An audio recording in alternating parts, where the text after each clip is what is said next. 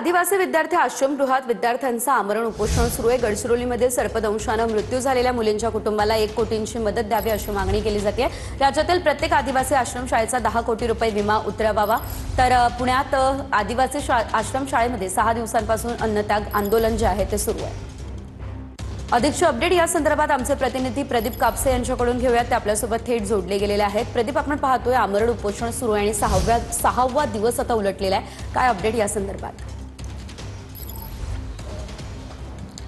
सेजल, आपल्याला माहिती आहे की गडचिरोली जिल्ह्यामध्ये 2 विद्यार्थिनींचा साप चावून मृत्यू झालेला होता। त्यानंतर आदिवासी वसतिगृहाची ही सगळी दिशा आपण पाहतो की समोर आलेली होती। पुण्यामधल्या मांजरी आपण पाहतो की या ठिकाणी आदिवासी मुलांचं शासकीय वसतिगृह आहे आणि या ठिकाणी आपण पाहतो की 6 दिवसांपासून हे सगळे विद्यार्थी आंदोलन करतायत। आपण पाहतो की सरकारला दंडवत घालून हे सगळे विद्यार्थी हात जोडताना पाहायला मिळतात की या सगळ्या कुटुंबाला 1 कोटीची मदत द्या, त्याचबरोबर शासकीय वसतिगृह जे आहेत त्यांचा 10 कोटीचा विमा उतरवण्यात यावा आणि त्यांची मुख्य मागणी आहे ती म्हणजे 5 ऑगस्टला जो सरकारनं शासन निर्णय काढलेला आहे तो शासन निर्णय रद्द करण्यात यावा, कारण या निर्णयामुळे अनेक आदिवासी विद्यार्थ्यांवरती अन्याय होणार आहे। ही सगळी भावना या सगळ्या विद्यार्थ्यांची आहे। आपण पाहतो की सगळे विद्यार्थी आदिवासी शासकीय वसतिगृहामध्ये या ठिकाणी थेट दंडवत आंदोलन घालताना आपल्याला पाहायला मिळतात। इथले आंदोलक आपल्या बरोबर आहेत।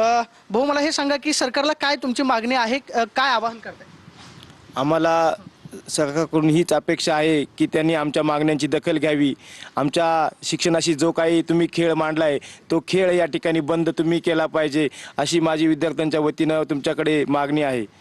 ज्या विद्यार्थिनींचा साप चावून मृत्यू झाला त्यांना कुटुंबाला 1 कोटीची मदत देण्याची तुम्ही मागणी करताय, किती मदत झाली आतापर्यंत? आमच्या माहितीनुसार साहेब फक्त 4 लाख रुपये मदत ही त्या विद्यार्थ्यांच्या मागणी आहे तुमची?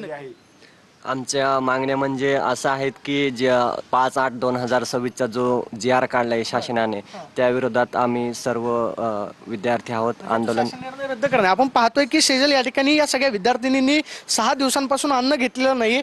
या सगळ्या विद्यार्थिनी या ठिकाणीच बसून आहेत। ताई, हे सांग की काय अडचणींचा सामना करावा लागतो?